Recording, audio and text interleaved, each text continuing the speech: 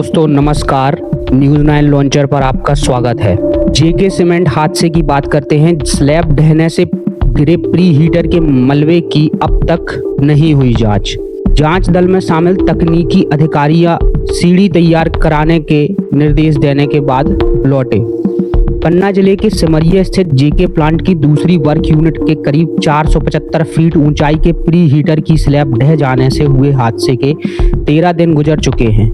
प्रशासन और पुलिस द्वारा हादसे में 4 मजदूरों की मौत हो जाने तथा 20 मजदूरों के घायल हो जाने की जानकारी दी जा रही है। जेके सीमेंट में जिस तरह बड़ा हादसा हुआ और उसके बाद घटनास्थल तक कवरेज करने के लिए मीडिया कर्मियों को भी प्लांट के अंदर दाखिल होने नहीं दिया गया, जिसके बाद प्रबंधन और प्रशासन पर हादसे के सच को छुपाने के आरोप लग रहे हैं। कांग्रेस सहित अन्य दलों के नेताओं द्वारा हादसे में मृतकों की वास्तविक संख्या को छुपाने की आशंका जताते हुए न्यायिक जांच की मांग लगातार की जा रही है, किंतु हादसे की न्यायिक जांच को लेकर प्रशासन मौन है। वहीं हादसे के बाद लोगों में भड़क रही नाराजगी को देखते हुए संभाग कमिश्नर द्वारा 6 सदस्यीय समिति अपर कलेक्टर पन्ना नीलांबर मिश्रा के नेतृत्व में 31 जनवरी को गठित की गई, जिसमें लोक निर्माण विभाग के मुख्य अभियंता संभाग सागर, औद्योगिक स्वास्थ्य एवं सुरक्षा संचालक इंदौर, अतिरिक्त पुलिस अधीक्षक पन्ना, सहायक जिला श्रम पदाधिकारी पन्ना तथा लोक निर्माण विभाग पन्ना के कार्यपालन यंत्री को भी शामिल किया गया था। कमिश्नर के आदेश पर बनी टीम को 15 दिन के अंदर जांच कार्यवाही पूरी कर रिपोर्ट देनी थी, किंतु अब तक जांच दल जेके सीमेंट में हुए हादसे को लेकर की जा रही जांच कार्यवाही पर पर्दा पड़ा हुआ है। हादसे के 13 दिन बाद भी स्थिति यह है कि जेके सीमेंट प्लांट के प्री हीटर के 7वें फ्लोर का स्लैब ढह जाने के बाद प्री हीटर के जिस 6वें फ्लोर में कंक्रीट और सरिया गिरा था और उसमें गिरे मजदूर दब गए थे और घायल हो गए थे, उस 6वें फ्लोर तक ही अभी तक जांच दल के सदस्य नहीं पहुंच सके हैं। दोस्तों, जो जानकारी सामने आई है उसके अनुसार कमिश्नर के आदेश के बाद जांच दल में सम्मिलित अधिकारी 2 बार जेके प्लांट पहुंचे, किंतु प्री हीटर की 475 फीट ऊंचाई पर जहां पर स्लैब ढहा था वहां तक चढ़कर नहीं पहुंच सके हैं।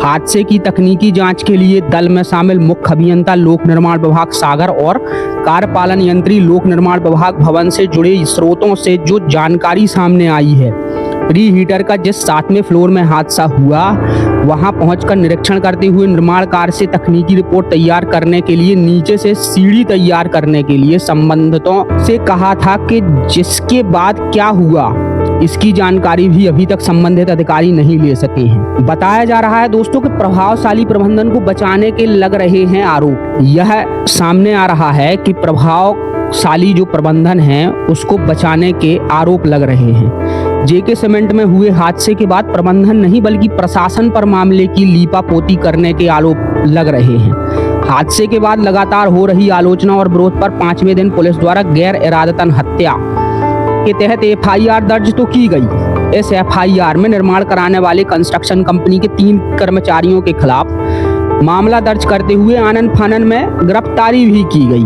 और न्यायालय में पेश करने के बाद गिरफ्तार किए गए एफआईआर के नामजद आरोपियों को पवई जेल भेज दिया गया था। उसके बाद पुलिस प्रशासन द्वारा इस बात की जानकारी दी गई कि जांच में जो अन्य आरोपी पाए जाएंगे उनके विरुद्ध कार्रवाई की जाएगी, किंतु इसके बाद पुलिस की जांच कार्यवाही किस स्तर पर है इसका अता पता नहीं है। एफआईआर में जेके सीमेंट से जुड़े जिम्मेदारों का नाम नहीं होने से पहले ही सवाल खड़े हो गए थे। जानकारों का मानना है कि कार्य अब कंपनी का हो रहा था, ऐसे में कंपनी की भी जवाबदेही होनी चाहिए, जो कि नहीं हुआ। वहीं पूरे घटनाक्रम के बाद प्रशासन की कार्रवाई जिस तरह अब तक हुई है उसको देखकर यह आरोप लग रहे हैं कि प्रशासन प्रभावशाली प्रबंधन के दबाव में काम तो कर रहा है दोस्तों।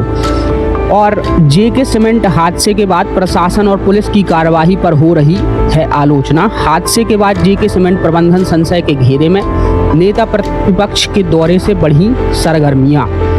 पन्ना स्थित सिमरिया क्षेत्र में जेके सीमेंट प्लांट में 30 जनवरी को जो प्लांट की निर्माणाधीन दूसरी वर्क यूनिट का बनाया जा रहा 475 फीट ऊंचाई वाले जो गगनचुंबी प्री हीटर का जो स्लैब 7वें फ्लोर में ढह गया था। स्लैब ढह जाने से काम कर रहे मजदूर स्लैब में साथ नीचे 6वें फ्लोर में गिर गए थे, जिसमें से कथित रूप से बताया जा रहा था कि 4 मजदूरों की मौत और 20 मजदूर घायल हो गए थे। वहीं वहां पर 120 से 150 मजदूर होने की जो न्यूज़ 9 लॉन्चर ने कवरेज करी थी, जो वहां प्रत्यक्षदर्शी थे उन्होंने बताया था। यह हमारे चैनल पर आप सभी देख चुके हैं। हादसे के दौरान में काफी संख्या में मजदूर काम कर रहे थे। ऐसी स्थिति में लोगों द्वारा इस बात की आशंका जाहिर की जा रही है कि मृतकों से वास्तविक आंकड़े को छुपाया गया और इसी बात को लेकर कांग्रेस सहित अन्य विपक्षी दलों के निशाने पर जेके सीमेंट प्रबंधन और प्रशासन बना हुआ है। जिस तरह से बड़ा हादसा हुआ था और उसके बाद अब तक हादसे की जांच कार्यवाही को लेकर प्रशासन पर भी सवाल खड़े हो रहे हैं।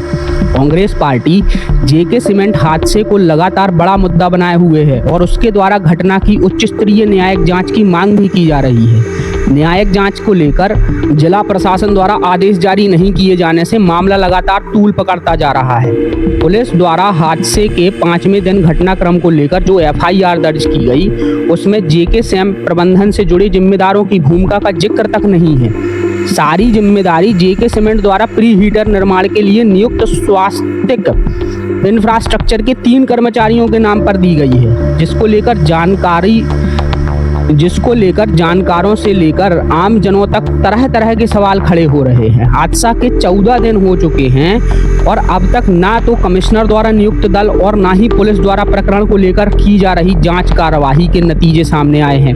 इसी बीच मध्य प्रदेश की विधानसभा में नेता प्रतिपक्ष की जिम्मेदारी संभाल रहे वरिष्ठ कांग्रेस नेता उमंग सिंघार गुरुवार दिनांक 13 फरवरी को पन्ना आ रहे हैं, जो कि सिमरिया भी पहुंचेंगे। जेके सीमेंट हादसे के घटनाक्रम के बीच नेता प्रतिपक्ष के आगमन को लेकर सरगर्मियां तेज हो गई हैं और कांग्रेस हलकों से जो जानकारियां सामने आ रही हैं, इस मामले को लेकर नेता प्रतिपक्ष का कड़ा रुख देखने को मिलेगा।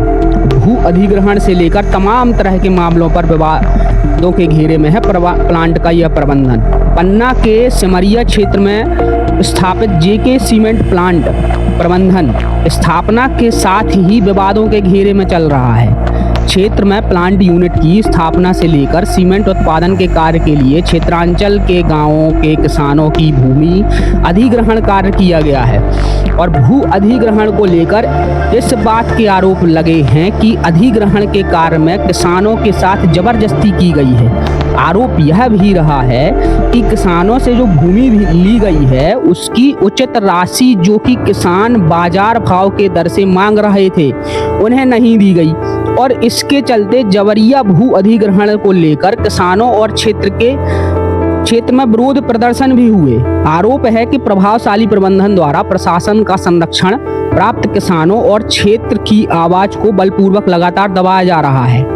आए दिन हो रहे सड़क हादसे जिससे ग्रामीण भी नाराज हैं। जेके सीमेंट प्लांट की स्थापना के साथ ही दमोह पन्ना रोड जो कि एकांकी सड़क मार्ग है, इस मार्ग से प्लांट से आवाजाही करने वाले भारी लोड वाहनों की संख्या काफी अधिक हो चुकी है। प्लांट के वाहनों की आवाजाही के लिए बाईपास मार्ग तक नहीं बन सका है और इसके चलते भारी बड़े वाहन 24 घंटे सड़क मार्ग से चल रहे और इसके चलते आए दिन हो रहे सड़क हादसे में लोगों की जानें जा रही हैं। इसी सप्ताह सिमरिया स्थित बोदा मोड़ में जेके सीमेंट प्लांट से संबंधित वाहनों से 2 सड़क हादसे हो चुके हैं। इस तरह के सड़क हादसे आए दिन हो रहे हैं और लोगों की जानें जा रही हैं, जिसके चलते लोगों की नाराजगी प्लांट प्रबंधन और प्रशासन से बनी हुई है। देखते रहें न्यूज़ 9 लॉन्चर। हमें लाइक करें, सब्सक्राइब करें। इसी तरह के अपडेट्स और खबरें पाने के लिए हमारा चैनल सब्सक्राइब करें और हमें लाइक और शेयर करें। नमस्कार, जय हिंद, प्रणाम।